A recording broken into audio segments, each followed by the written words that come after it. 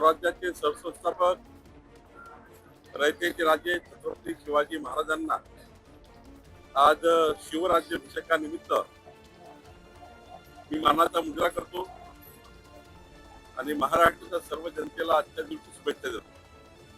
खरं तर शिवराज्य दिवस हा महाराष्ट्राच्या अस्मितेचा आणि स्वाभिमानाचा हा दिवस आहे आणि महाराष्ट्राचं सरकार देवेंद्र फडणवीस सरकार छत्रपती शिवाजी महाराजांची प्रेरणा घेऊन लोकाभिमुख गतिमान आणि लोकाभिमुख सरकार आणि पारदर्शी सरकारच्या माध्यमातून या ठिकाणी आम्ही पुढे जातो आहे।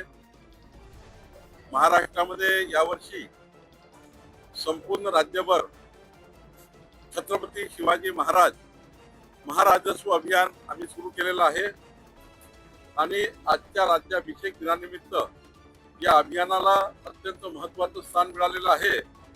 या अभियानाच्या माध्यमातून 50 लाख परिवारांना या ठिकाणी विविध योजना 55 योजनेच्या माध्यमातून महसूल खात्याने ईज ऑफ डुईंग बिझनेसच्या माध्यमातून सेवा हमी कायद्याच्या माध्यमातून आम्ही लाभ पोहोचवलेला आहे।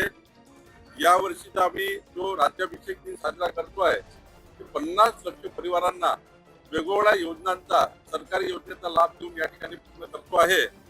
मी या ठिकाणी प्रधानमंत्री नरेंद्र मोदीजी देवेंद्र फडणवीसजी आमच्या दोन्ही सरकारचं डबल इंजिन सरकारचं या ठिकाणी जे काम आहे ते छत्रपती शिवाजी महाराजांची प्रेरणा घेऊन सुरू आहे आणि आजचा राज्याभिषेक दिन सुद्धा आमच्याकरता सुशासनाचा राष्ट्रभक्तीचा आणि प्रेरणेचा आहे।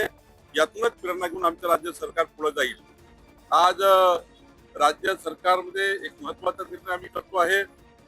राज्यामध्ये ज्या 5.5 लाख हेक्टर देवस्थान इनाम जमिनी आहे ज्या छत्रपती शिवाजी महाराजांच्या काळापासून देवस्थानला जमिनी मिळाल्या होत्या त्या 5.5 लाख हेक्टर जमिनीवर अनेक अतिक्रमण झालेले आहे।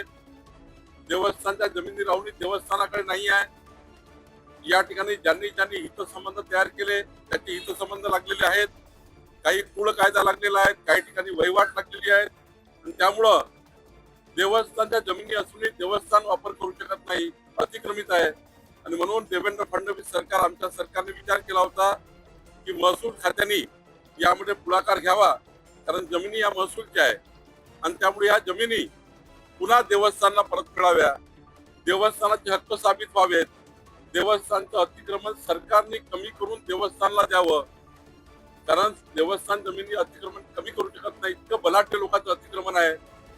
देवस्थानच्या जमिनीवर बलाढ्य लोकांचं अतिक्रमण असल्यामुळे देवस्थान खाली करू शकत नाही आणि त्यामुळे सरकारने जसं वक्फ बोर्डामध्ये आहे की सरकार जमीन खाली करून देतं तसा कायदा या राज्यामध्ये यावा। देवस्थानला 5.5 लाख हेक्टर जमीन त्या ठिकाणी मिळाव्यात आणि कुळ कायद्याचंही संरक्षण व्हावं।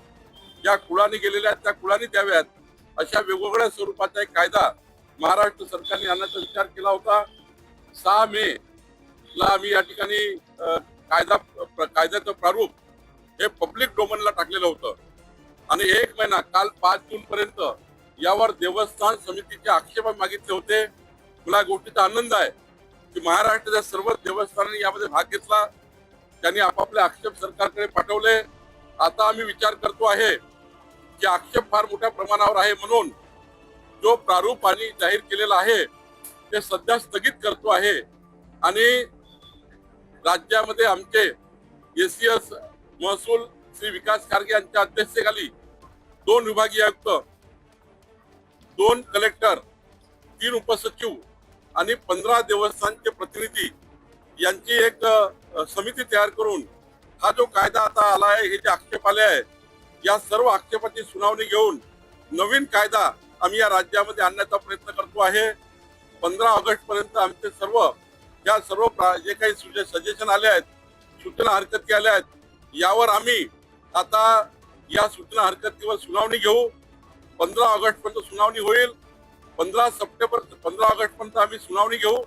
15 सप्टेंबर पर्यंत आम्ही पुन्हा नवा कायदा राज्यामध्ये आणू आणि येणाऱ्या डिसेंबरच्या अधिवेशनामध्ये हा कायदा देवस्थानला जसा पाहिजे तसा कायदा, देवस्थानचे हक्क अबाधित ठेवणारा कायदा, देवस्थानला मजबूत करणारा कायदा या ठिकाणी या महाराष्ट्रामध्ये येणार आहे आणि त्यामुळं काही देवस्थान समितीच्या मनामध्ये आणि खास करून हिंदुत्ववादी संघटनेच्या मनामध्ये या कायद्याबद्दल काही संभ्रम निर्माण झाला होता.